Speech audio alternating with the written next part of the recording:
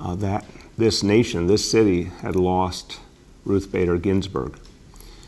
And I got to tell you, for all of us, I know I felt it, it was like a gut punch. There was just silence on the phone, everyone taking in something that we feared would happen. But I think we all have had such profound respect for Justice Ginsburg that we always believed she would find a way to keep fighting through no matter what was thrown at her. And God bless her for the fight she fought in so many different ways in her life. I have to tell you, I don't know the details of all the pain she was going through, all the challenges she was going through, not just in recent months, but in recent years.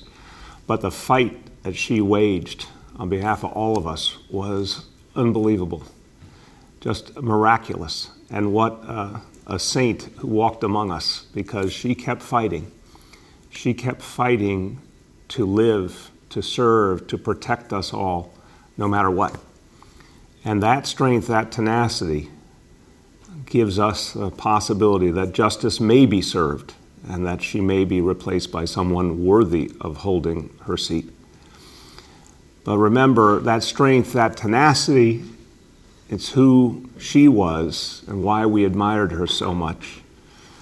But it also comes from her roots in this city, proud daughter of Brooklyn. Someone who learned as a child growing up in New York City to be strong, to be resilient, to take what was thrown at her and then fight back. And she did that fighting for the rights of women. And she did that to ensure that justice would be done by our courts. And she did that to ensure that the Supreme Court would be a place that actually reflected the lives of our people. So we miss her deeply. We're pained by her loss, but we're inspired by her. And we're going to talk about schools today. It's really important to remember this is a story of what New York City public schools mean, because Ruth Bader Ginsburg was a proud graduate of James Madison High School in Brooklyn.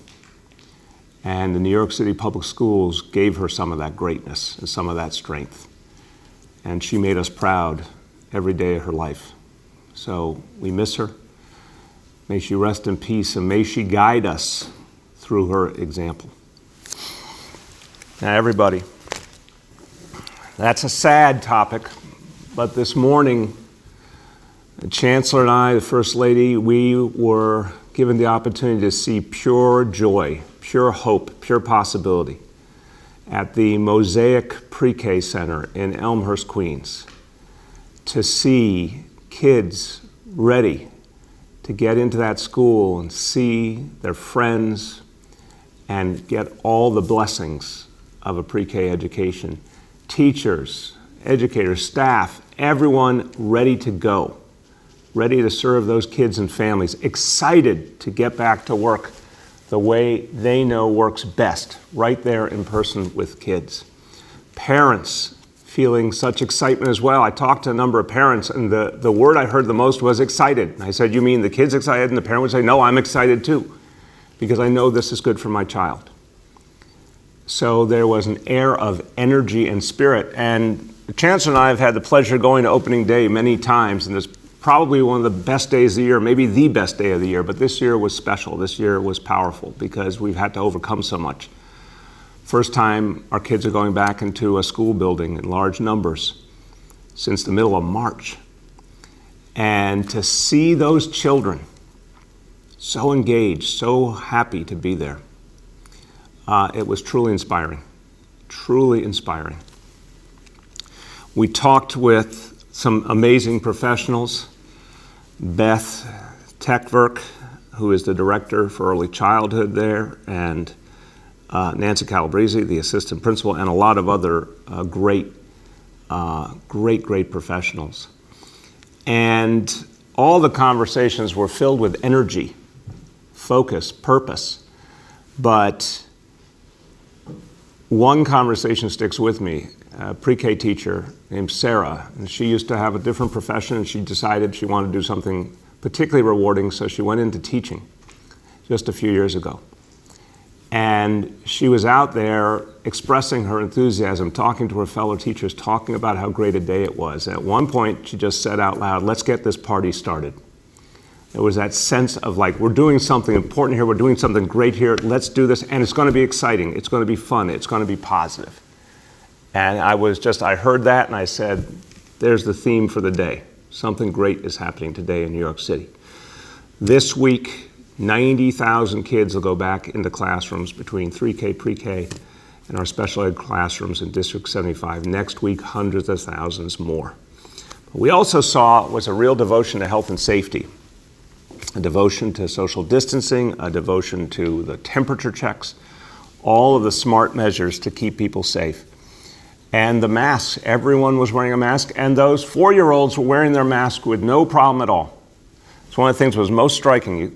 We saw them out there in front of the school for a while, in the school. They were wearing those masks. It was natural for them. That's going to be crucial to everyone's health and safety. Even 4-year-olds, 3-year-olds can do it. I want to thank all of the team at the Mosaic Center. I want to thank all the team at the DOE, everyone at the Tweed Building, all the educators and staff out in the schools. Everyone's working hard, but I also want to thank all the other agencies that are helping. Department of Health and Hospitals, Test and Trace, Buildings Department, Fire Department, you name it. School Construction Authority, many others are chipping in to help because everyone believes this is one of the most important things we can do for our children, our families, and our city. So as we get ready now to see a lot of kids coming back to school, here's a message to parents. You're being sent, or you have been sent already, forms to fill out every morning, the health screening forms for your kids. That means you check their temperature and just give the status. It's really important to do that every single day. We'll make it easy. You can do it online. You can send in a piece of paper. Remember, every parent, we need you to do this. This is something we're requiring of every parent. Check your child's temperature in the morning. If they have unusually high temperature, please keep them home. Let's make sure they get well. But by doing that, we're going to help everything keep moving forward for everybody. Okay, so today and this week, we have 734 schools that are opening for live instruction, in-person instruction this week. 734 schools, and on top of that, 1,050 community-based early childhood education programs. So again, think about this. That's a huge number of schools up and running with kids coming in, educators ready. 734 schools, 1,050 community-based early education programs. So what does it take to keep building this out and keep moving? Well, first of all, we've all learned that sometimes the best thing to do is to have a war room, and the DOE has a great war room up and running. At the Tweed Building, I visited with the folks in the war room.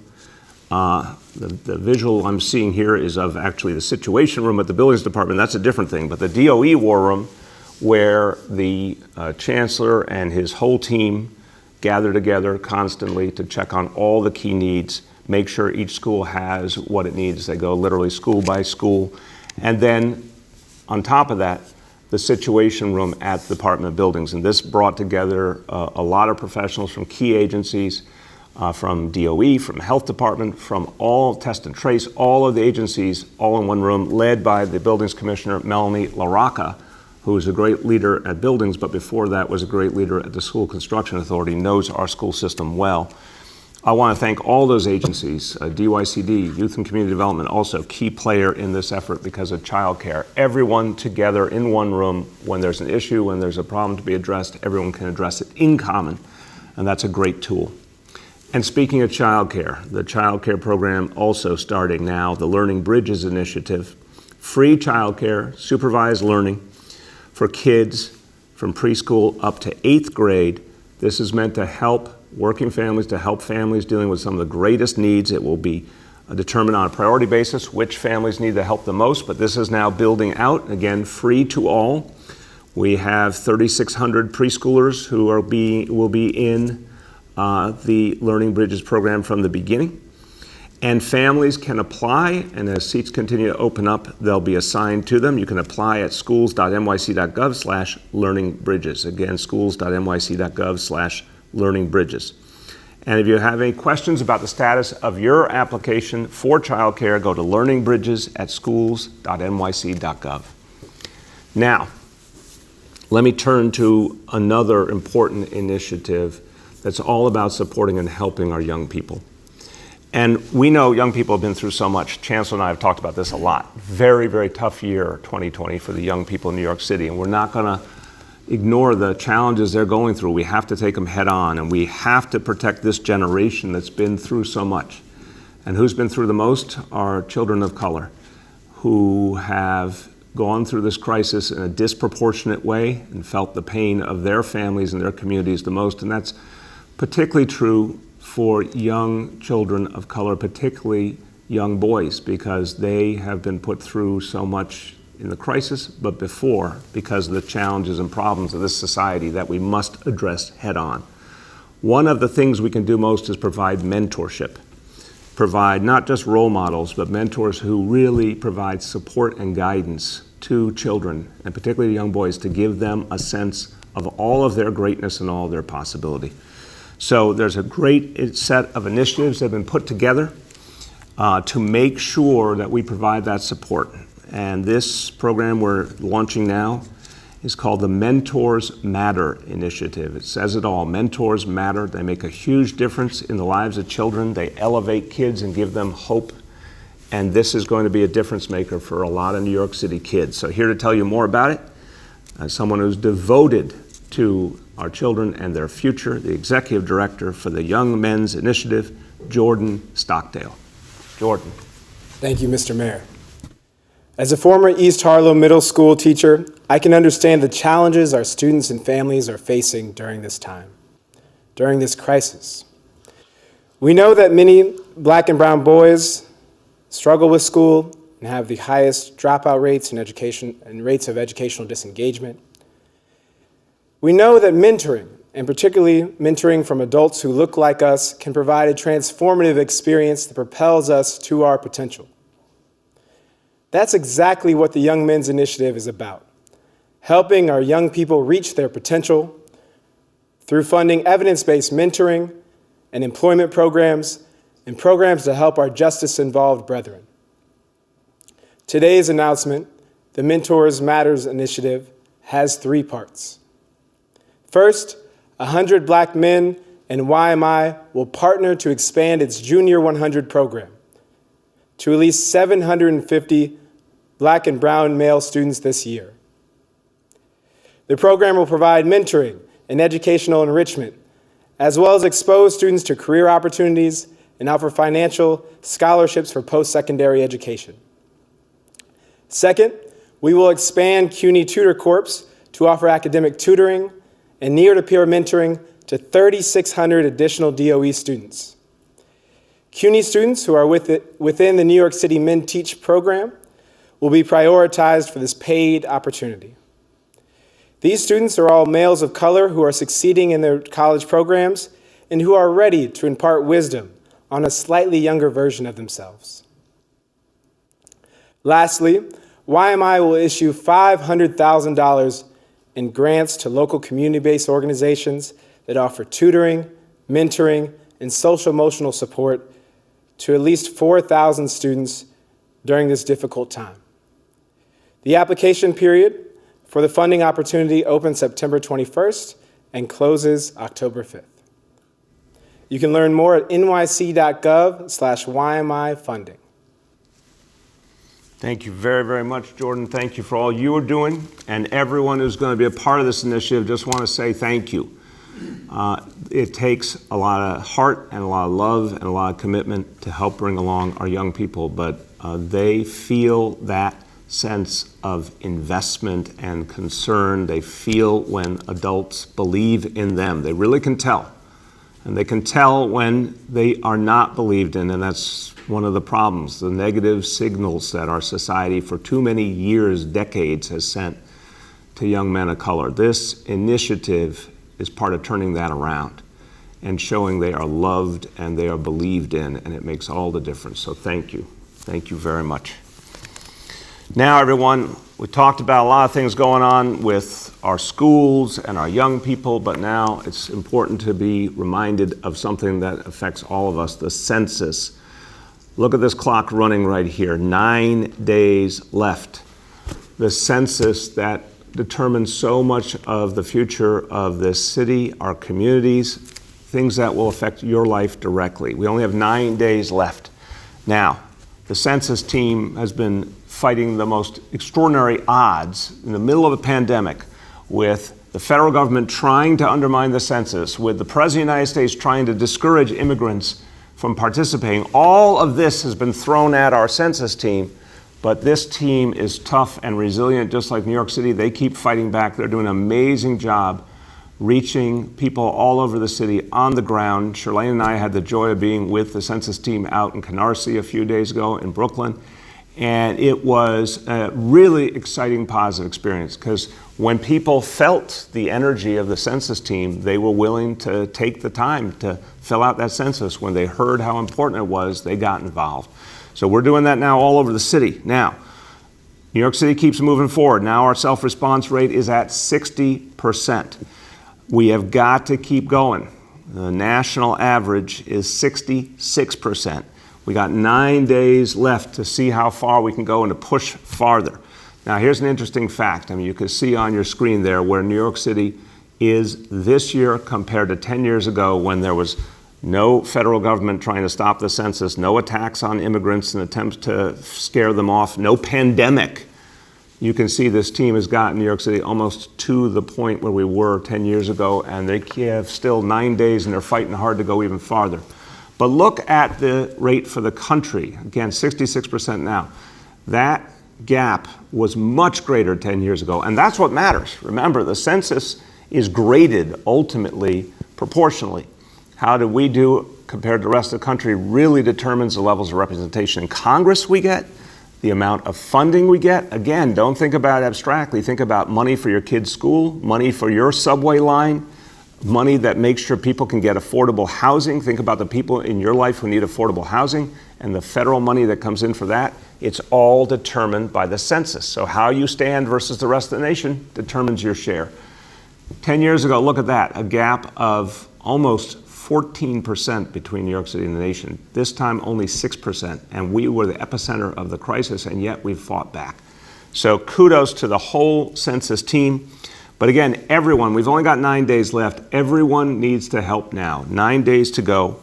The team is out across the 5 boroughs. They're taking all sorts of actions to draw attention to the census, get people involved. 100 different events and actions planned in the next 9 days, focusing on neighborhoods that have the lower response rates in the city. That includes Wakefield, Corona, Richmond Hill, Jamaica, East New York, Cypress Hills, Canarsie, and the North Shore of Staten Island. All those areas we're going to put extra attention into. So that means anywhere people are. At the subway, the bus, if they're at a shopping center, if they're at a food pantry, wherever people are, you're going to see the census folks out. And they're doing an incredible texting campaign, texting 750,000 New Yorkers, a digital campaign, TV, radio, a whole host of approaches, 25 different languages. I mean, this is an amazing, amazing effort. So again, everyone, you can make such a difference here, you yourself, by simply taking that 10 minutes to fill out the census. And if you want to help us get this done and make sure the census comes in strong. A lot of people say, what can I do to help? How can I help New York City? Here's how you can help. You can join up to help us get people involved and engaged and get them to take the time to fill out that census. Go to nyc.gov/GOTC, nyc.gov/GOTC, and you can help with your family, with your neighborhood, to get people to sign up for the census, and we can go farther and we can make sure New York City gets our fair share. Okay, let's talk about our indicators. Number one, daily number of people admitted to New York City hospitals for suspected COVID-19 threshold is 200 patients, and today's report, 51.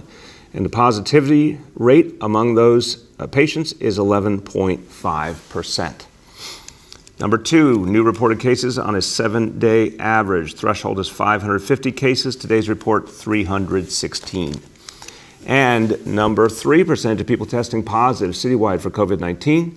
Threshold is 5%. And look at that chart. Look how this has stayed so low thanks to your efforts. That's a beautiful representation of what the people of New York City have achieved. So today, 1% even, literally 1.0%. Let's keep it at that level or even drive it down further. We have shown we can do it. Let's keep going. A few words in Spanish. Hoy tenemos el primer día de clases en persona desde marzo. Nuestra ciudad ha puesto la salud y la seguridad primero para todos los estudiantes, maestros y personal escolar. Y recuerden que quedan 9 días para llenar el censo. Todos debemos participar y además recordar a nuestros amigos y vecinos de llenar el censo. With that, let's turn to our colleagues in the media, and please let me know the name and outlet of each journalist. We'll now begin our Q&A. As a reminder, we're joined today by Chancellor Carranza, Commissioner LaRocca, Dr. Katz, Corporation Counsel Jim Johnson, Census Director Julie Menon, the Deputy Chancellor for Early Childhood and Enrollment, Josh Wallach, Jordan Stockdale, the Executive Director of the Young Men's Initiative, and Senior Advisor Dr. Jay Varma. First question today goes to Andrew Siff from NBC. Good morning, Mr. Mayor.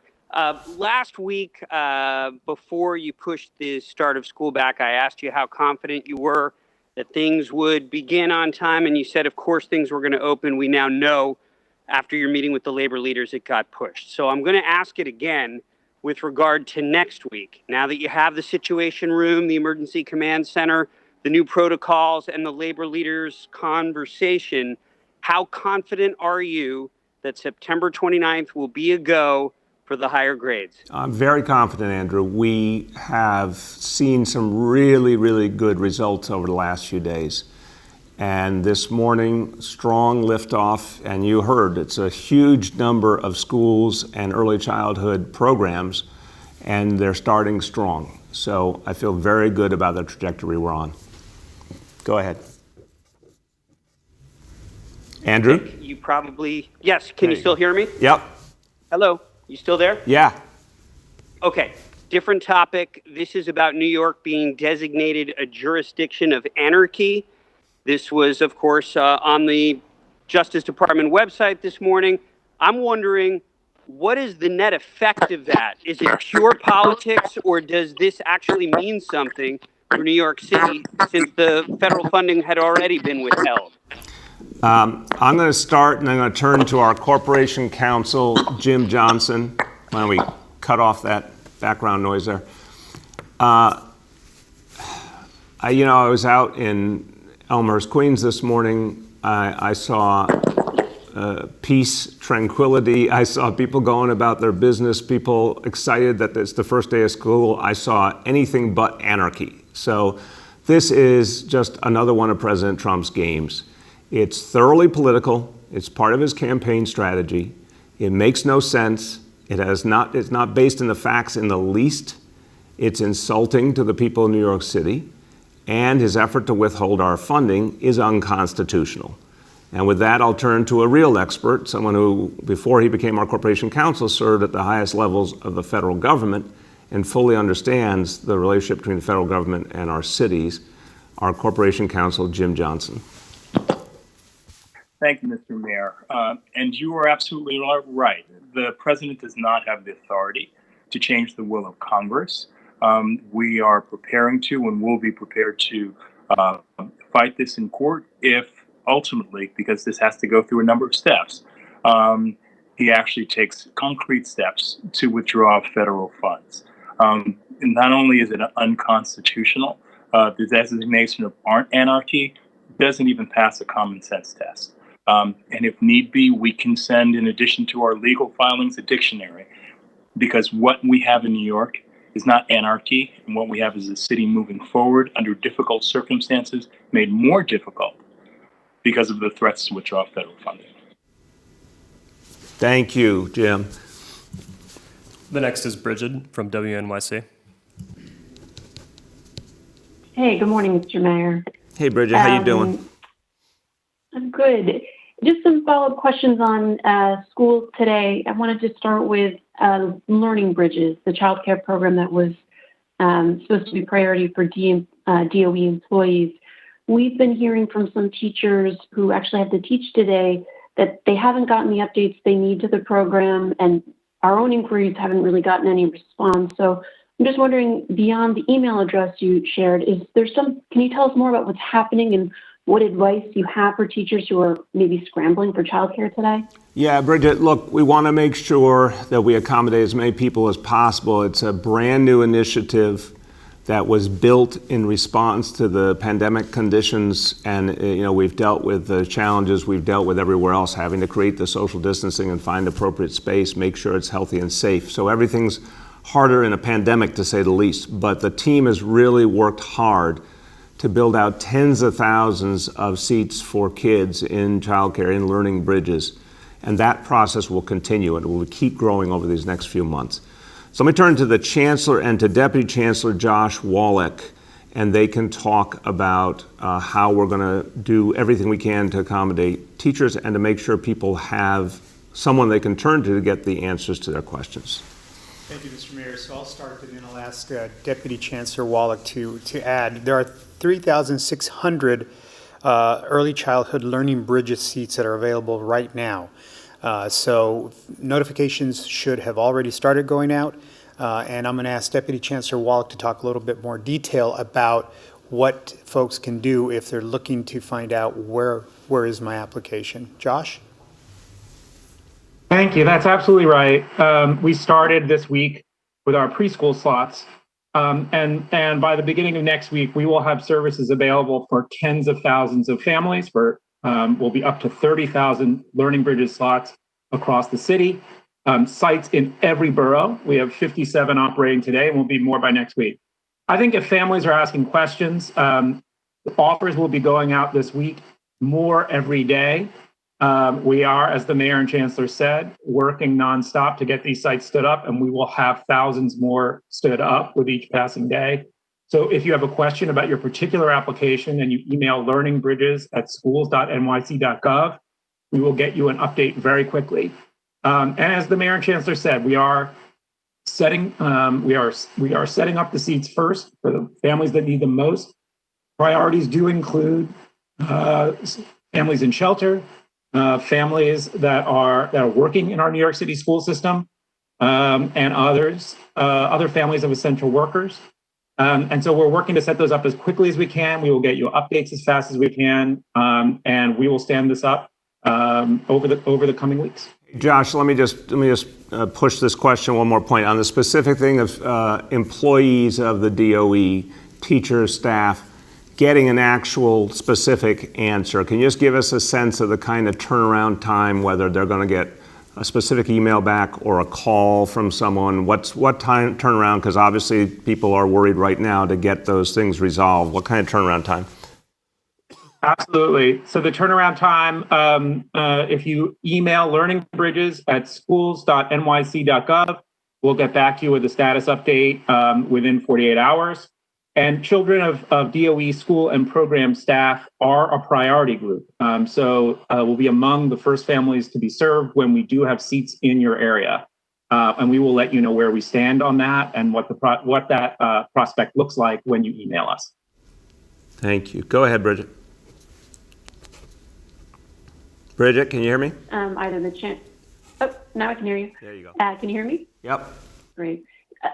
Can either the chancellor or someone talk a little bit more about this new building captain's role that was announced today? What DOE staff's responsibilities will be? Is it something beyond just taking attendance? We've been getting some questions from folks trying to understand what this role is all about. Go ahead. Sure, Bridget. So I don't know what announcement was made about building captains. There really is no announcement. Every year at the start of school, we have central staff, several layers deep, that are assigned to a school site to assist, to problem solve, to assist the principal.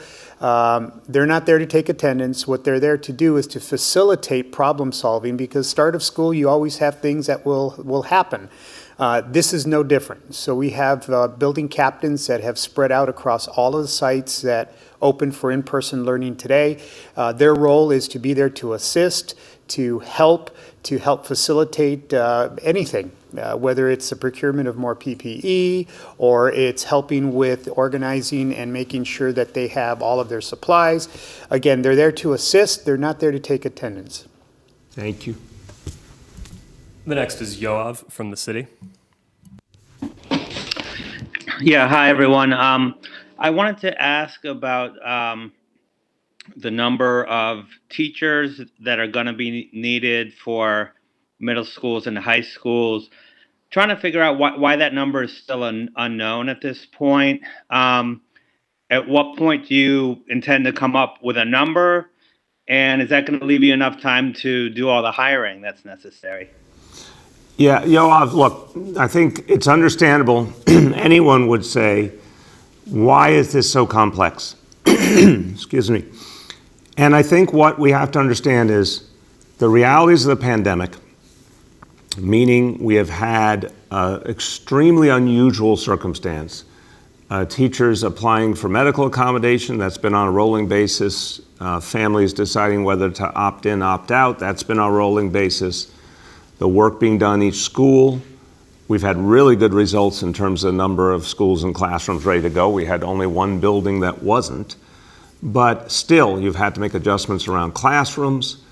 And then when you add in that, you have the realities of in-person education, blended remote education, full-time remote education. It's a lot for everyone to mix and match all these factors. They never had to do anything like this before.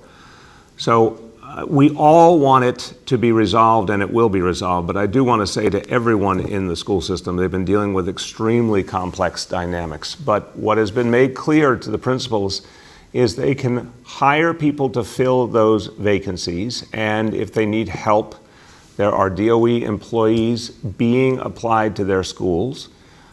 People, certified teachers being sent in where there's a gap. There are substitute teachers being hired. There are education students being hired. And I see the pieces coming together. That's really the simplest way to say it. It's been a lot of complexity, but it's moving. Go ahead. Okay.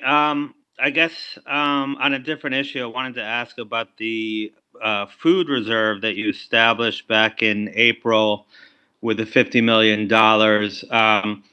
So our understanding is that a decision was made essentially to begin distributing most of that food, in part because of the need at pantries. But it also seems like the decision was made that a food reserve of that nature is no longer necessary. And I'm just wondering if you could talk a little bit about that, given kind of what seems like an increasing number of kind of emergencies and natural disasters. Are you planning on continuing some kind of reserve along those lines? Yeah, Yoav, it's a great question. I appreciate this question because it gets back to why we established it to begin with. I try to always tell people what I'm seeing, but I also try and help people see the good along with the bad. There was a point in March where I was getting increasingly concerned about the supply chain around the country and what it meant for New York City, and I specifically ordered the creation of the food reserve. I will happily tell you, Yoav, that my fears were not realized, that the supply chain held. There were some glitches along the way, but nothing profound. The supply chain held. The bigger problem we had in New York City was people buying in large quantities and stores taking more time to get stocked, but not that there wasn't a constant flow of food and other supplies coming in. So it makes sense when we have immediate needs to draw off that reserve to some extent, but we should keep, we're not done yet as a city or as a nation with this crisis. So we do need to keep a certain amount of reserve, and we will for sure. The next is Mariah from the Washington Post. Mariah, can you hear me? Mr. Mayor. Yes. There Yeah, you can you go. hear me? Yep. So I'm working on a story about the families that have actually chosen remote learning. And I was wondering if you were surprised that so many families, particularly in the Black and Latinx community, chose to do remote and why you thought that might be.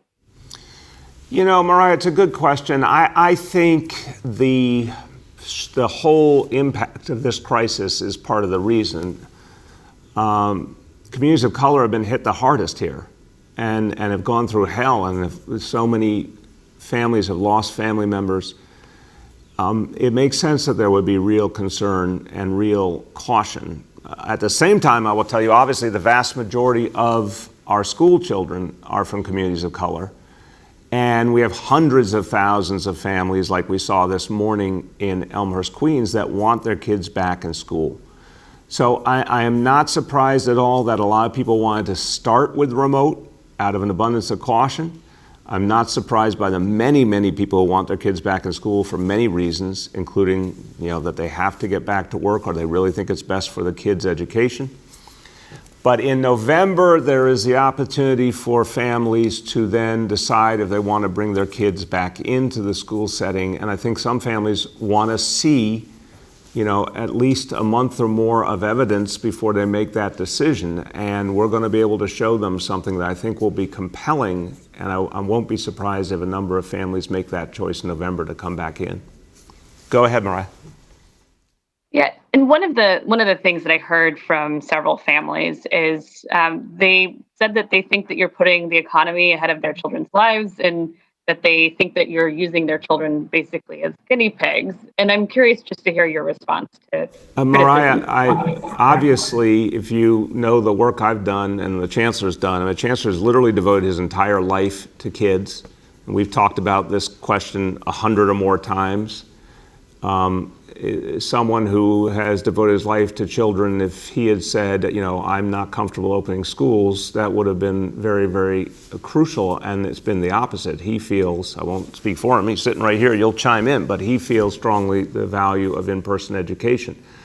I feel it as someone, as a public school parent myself, as someone who worked on education issues now over the last 20 years, that we really ended up cheating a whole lot of kids in the last months of last year, not because anyone meant to, but because remote just couldn't give them what they needed, especially less privileged kids. And the notion of doing that again for a full school year, to me, was really, really unfair. But Mariah, we set it up as an optional system. And that's where I think it's really an unfair criticism. If we said, you have to come to the school building, in September, or you don't get an education, people could make that point. But we've said to parents, it's your choice. It's your choice. And if you want all remote, it's there for you. But we remember, we surveyed parents, and overwhelmingly they said they wanted the choice. They wanted school buildings open. And I think the people spoke. If the parents had said, no, we all want remote, that would have been a very different discussion. But a clear majority wanted school in person for their kids. Go ahead, Richard. Thank you, Mr. Mayor. I would only add, I agree with everything that you said, but the evidence is overwhelmingly clear that the best environment for a child is in a school environment with a well-trained, caring teacher and the support systems that come with in-person learning. The benefit that we have in New York City, having been the epicenter of the epicenter in March, but through the hard work of my fellow New Yorkers, we've been able to suppress this virus to a level that makes it possible for us to have in-person learning. We can't squander that opportunity. Children are in pain. They've been traumatized. I get a lot of emails, but I'll never forget the email that I got from a parent who has a child with disabilities who talked about explained to me in great detail how her child had regressed and how her child was being harmed by not being able to be in person, not receive those services in person, and how overjoyed she was that there would be an opportunity for her child now to be back in school. So again, we hear from a lot of parents, but it just breaks my heart as an educator, the thought of any child not being served. And as the mayor has said, this is a choice system that we set up, so parents can make that decision, and we honor that decision. But I can tell you, we saw a whole bunch of parents this morning, the mayor and I, who were overjoyed with their children having the opportunity to be in person again, and teachers that were overjoyed to welcome children back. Strange times for all of us, but that's one thing that just doesn't change. That's for sure. Go ahead. The next is Bob Hennelly from the Chief Leader. Good morning. Hey, Bob, how you doing? Very good, sir. I was speaking with Harry Nispoli, chair of the MLC, and he mentioned that there was a thought among the unions that considering all that's going on now, that you consider taking off the table layoffs until after the election because there could be such a radical change in the atmospherics. Bob, thank you for the question. I think I'm a huge fan of Harry Nispoli. We have worked really closely together for years now, and under his leadership, the MLC has really worked with us to find savings, including health savings that have been crucial. I understand what he's suggesting to you.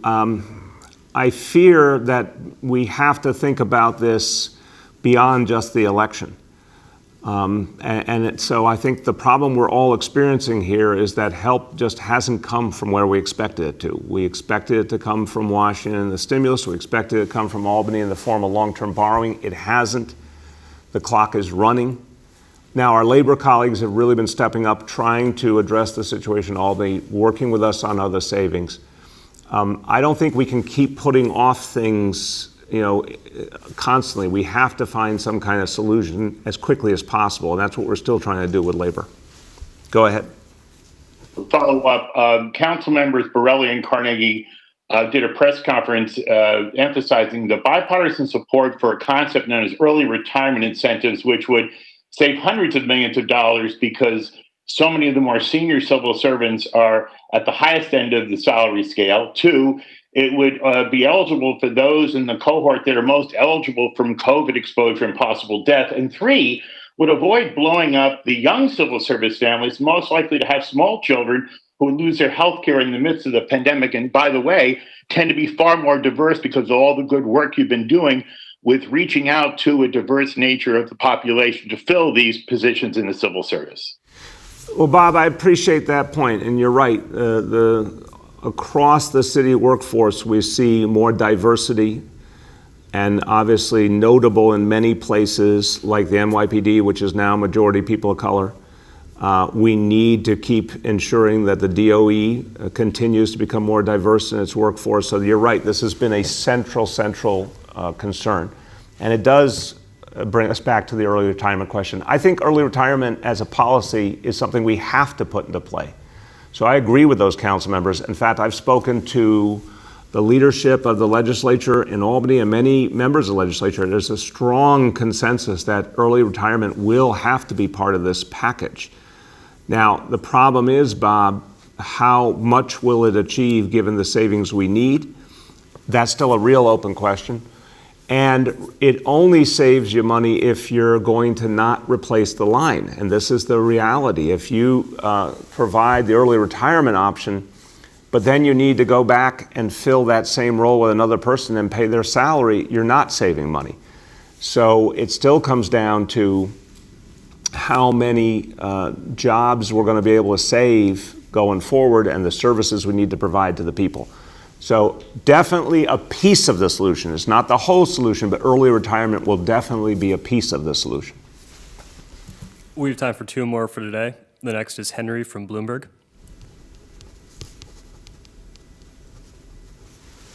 Henry, can you hear us? Yeah, I can hear you. Can you hear me? Yes, sir. Okay, good. How are you doing? Good, man. How are you? I'm okay. I'm interested in the president's threat and your response to his threat. You said it was a campaign strategy of some kind. Could you illuminate on that a little bit, elucidate, whatever the word is? Tell me why, what he's intending to do with this threat politically. I'll illuminate and elucidate. I think, Okay.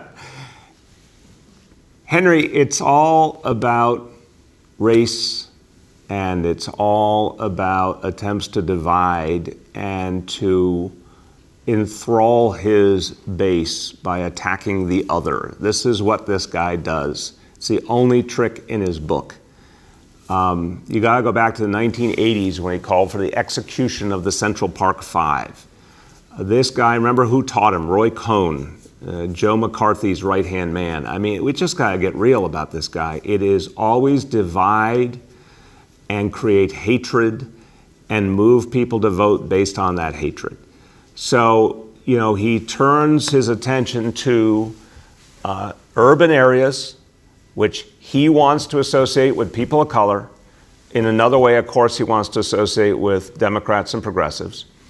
He treats them as the other. He tries to convince a lot of people in this country that we all are the problem, and he will save his voters from all of us.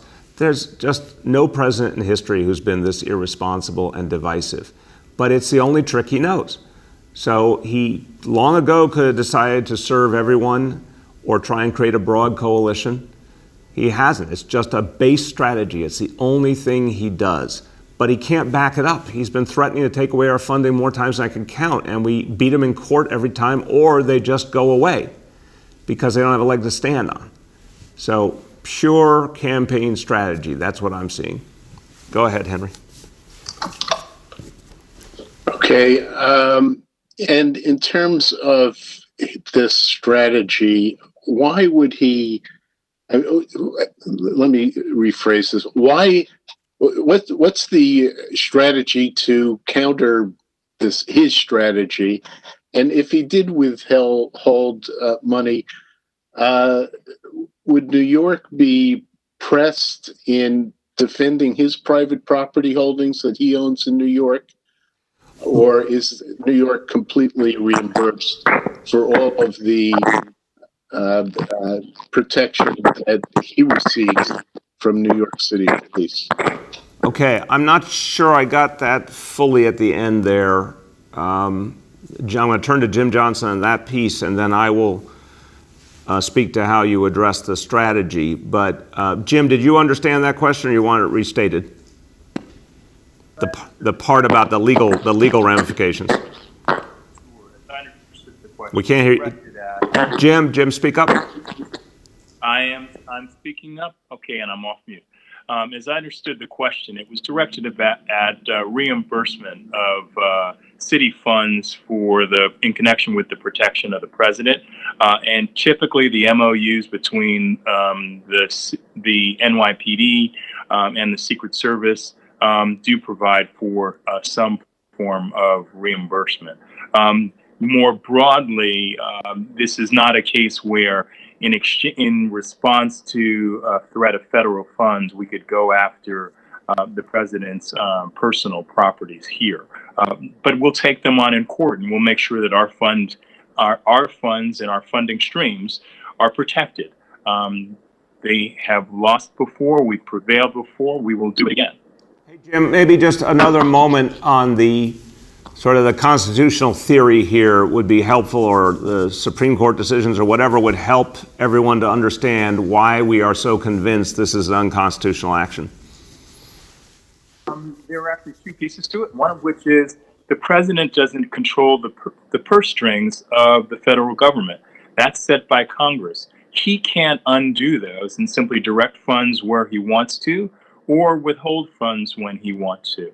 So that is a core principle that's connected with Congress's control over the federal purse. And secondly, he can't simply use in an act of, essentially this would be a high-tech heist, try to use federal funds to coerce cities and states, which is what clearly he's attempting to do. A high-tech heist. Well said, Jim. And Henry, to the last piece there, look, I think the answer when you confront hatred is to overcome it with a positive vision of a country working together for a common cause, particularly as we're fighting back through this pandemic. I think people are hungry for a positive vision. They're hungry for a sense that there can be unity. They're just fatigued by all the negativity and hatred coming from President Trump. And of course, on top of that, something I think Joe Biden understands deeply, speak to working people about their lives and what they need. And people need to hear a vision of how they'll have health care for their families, how they will have jobs again that they can live on. This is an area I think Joe Biden can be very, very strong on because everyone understands he empathizes with working people. And I think that combination, hope and unity on the one hand, and a vision of a nation that's actually devoted to working people again, is the winning formula. We still have time for two more for today. The next is Rima from Chalkbeat. Hi, Mr. Mayor, and Chancellor Carranza and everyone on the call. So I have two schools related questions. My first one is just a follow up on learning bridges. I heard the answers from before. I just wanted though to press a little bit further. Just wondering, we knew that this is a general timeline for instruction to begin, and I'm wondering why weren't seats opened up? Why weren't more seats ready for teachers who are going back to work, who don't have children in pre-K but still need childcare? Like, why has there been a delay in providing those folks with seats starting today? Yeah, Rima, I'll start and I'll turn to Deputy Chancellor Wallach. The fact is, again, Learning Bridges was being created from scratch on a very, very tight timeline. And making sure that we could build this out aggressively, quickly, safely. It's been a really challenging endeavor, but we're getting there and the numbers are really going to grow. In terms of the specific timing, obviously the central focus has been students. We clearly want to support the professionals of the DOE that need to have their kids somewhere, but the central focus was been on families and their kids and aligning learning bridges to when school programs began. And that's where the numbers would be, not as much, of course, with the children of DOE staff. So I think that's the central reason it moved with the opening of each level of school, but the Deputy Chancellor can add to that. No, thank you. And just to underscore, the fundamental purpose of the program is to give a safe and nurturing environment for children to be in while they're not able to be in school buildings or programs because of social distancing requirements. And so we brought our preschool programs on today so that students who are not able to be in their home preschool program will have a safe and nurturing place to be the rest of the week. And next week, we will bring the school age seats on, and we will have opportunities available for close to 30,000 children by next week.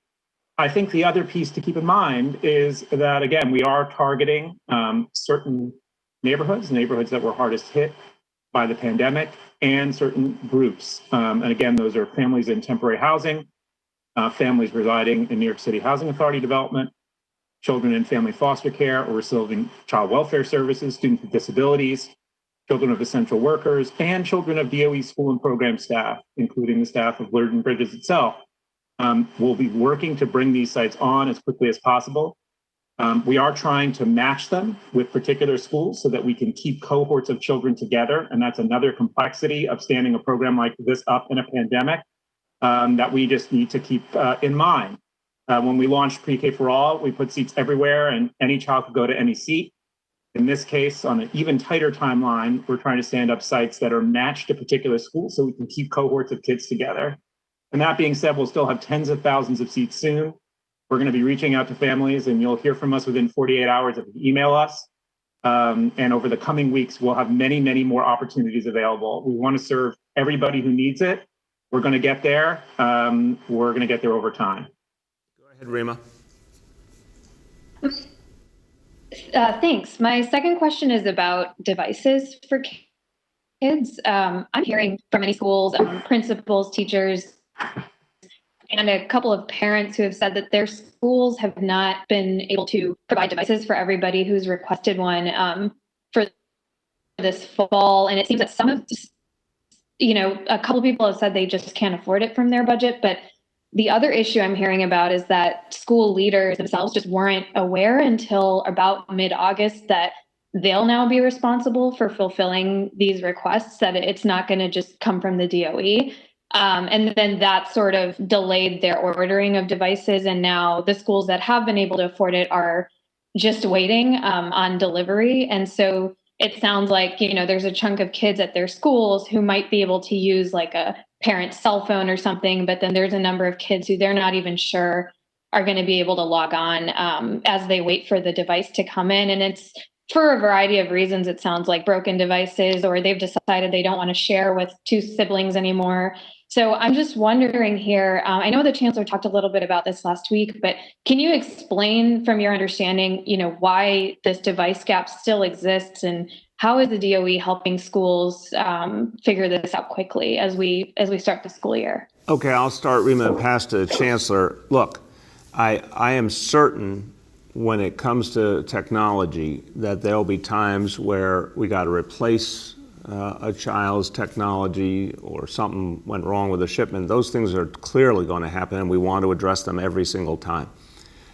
And the chancellor will speak to the transition of coming back to school and what was the responsibility of schools versus DOE Central. But I want to make sure we put the horse before the cart here. You're talking about, and I find it strange, honestly, the question about the child who either their device isn't working, or something was wrong with the internet service, or they couldn't get a device. Those are all inherently valid questions, but I rarely hear the focus be on the fact that New York City did something that I don't know if it's been done on anything like this scale anywhere else, and said any child who needed a high quality device and the internet service with it for free would get it. And that happened in a matter of weeks. In the spring, in the middle of the pandemic, and I give the chancellor and his team a lot of credit. That was a Herculean effort. The pure egalitarianism of that effort was striking. There was no means test, there was no quibbling. It was just, if you need it, we're going to get it to you. And that spirit continues now. It is different when you have a whole school system up and running than when you're doing everything remotely. But I do want to come back to the sheer consistency of the effort to make sure that every kid has in real time what they need. So go ahead, Chancellor. Thank you, Mr. Mayor. Hey, Rima, and congratulations on your award. Hadn't spoken to you since you got it. Congratulations. Look, we estimate there's over 900,000 devices, including the 320,000 devices that we've already loaned out to students that the mayor was talking about when we pivoted to remote learning. We have more devices that we've stocked for those circumstances in which students need, either they have a broken device or for whatever reason their circumstances have changed. We notified schools in July that they would be handling the distribution instead of a centralized distribution that we had in March. Now, just to remind folks, we had to do a centralized distribution and a delivery method because we were all staying at home. And schools were not open. So it just makes sense now that schools will be open for in-person learning, that they will be the distribution sites. That being said, we also continue to order devices as well. And families, I'm going to encourage families to be in touch with their school communities. In fact, last week when we had the orientation days, they were precisely for this reason, so that families could connect with schools. If they needed a device or they needed anything else, the school would be aware and prepared to provide that for the student. So again, stay in touch with your school communities. We're working very closely with our schools, and we will not let a student that needs a device not have a device. Amen. Last question today goes to Kala from PICS.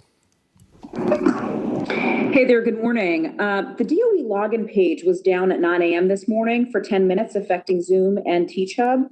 And you guys had tweeted that you were able to fix it. But what do you say to remote learning parents and students who are frustrated with technology? Because we heard about some issues last week also with a school working outside because their internet wasn't working for orientation.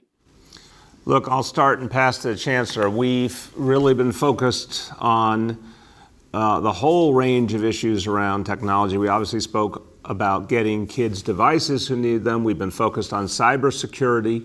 I want to thank everyone who's been a part of that effort to protect the DOE on the cyber level. We also have been in touch with the key providers, Zoom and others, to make sure their capacity was sufficient for handling the restart of New York City public schools. And all the companies involved have been confident. There's clearly going to be problems sometimes, but structurally, I think we're in good shape. Chancellor, you take it. Thank you, sir. I really appreciate the context. Yes, at 9 o'clock for about 10 minutes, there was some difficulty with the login page. It was very quickly remedied. It's up and running, so Zoom, Google Classroom, Microsoft Teams, all the other platforms are up and running, and we're monitoring that. I think it's a good example of how it's all hands on deck. The mayor's referred to the war room, where any issue is immediately escalated so that we are able to get on it. We got on it within 10 minutes. Everything's working. I'm also going to encourage any parents or students that have any questions to go to schools.nyc.gov/tech support. And that's for any question, whether it's a logon question, whether it's an ID question, a student ID, student email, you'll be able to get the support that you need there.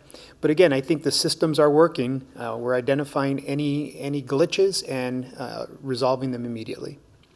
Go ahead, Kala. All right. And then, Mayor, I wanted to follow up on Bloomberg's question regarding the president and what's going on with New York City. Do you believe that President Trump is racist? I'm very sad, Kala, to have to say this. I've believed for a long time that President Trump is racist, and it's sad. It's sad. It's not something anyone should take joy in saying about the person who holds the highest office in the land, but it's true. It's true in what he's been doing throughout his life. He's always tried to racially divide this country. And he's trying to appeal to the notion that somehow America's going to go back in time and be an all-white country. And first of all, it never was. Second of all, no, we're going to be a more diverse country with every passing day. In the not too distant future, we're going to be a majority people of color country. We should be proud of that. We should embrace who we are. We should embrace the fact this country is great because of all of our people coming together over generations. But no, he doesn't like it. He doesn't like that reality. And he's tried to very cynically appeal to people who are scared of that evolution of our country and use that fear to win votes. And it's really disgusting, but that's who he is. All right, let's turn to a better topic at the ending, which is our parents, our kids. The fact that this morning we saw, again, pure joy, pure hope, pure possibility. If you want to be inspired, just go outside one of our schools as kids are coming in to start the day, as teachers are welcoming them, as parents are saying goodbye to their kids and wishing them a good day in school. And it's enthralling because you see this city fighting back, coming back, and you see our kids getting what they need. They yearn for that chance to get into school again. I mean, the kids this morning, they were really, there was something to watch. They were ready. 4-year-olds, they were ready. They were filled with energy. And, you know, we all know, anyone who's brought a 4-year-old to school, that sometimes you get tears and sometimes you get hesitation. I don't know, maybe these kids felt cooped up over these last months because I didn't see a lot of tears, I didn't see a lot of hesitation. I saw kids ready to go, and I saw educators ready to go, and school staff ready to go. And it's an inspiration for this whole city. So we're going to start this week strong, and next week's going to be even bigger, and we're going to go on from there and keep bringing this city back. Thank you, everybody.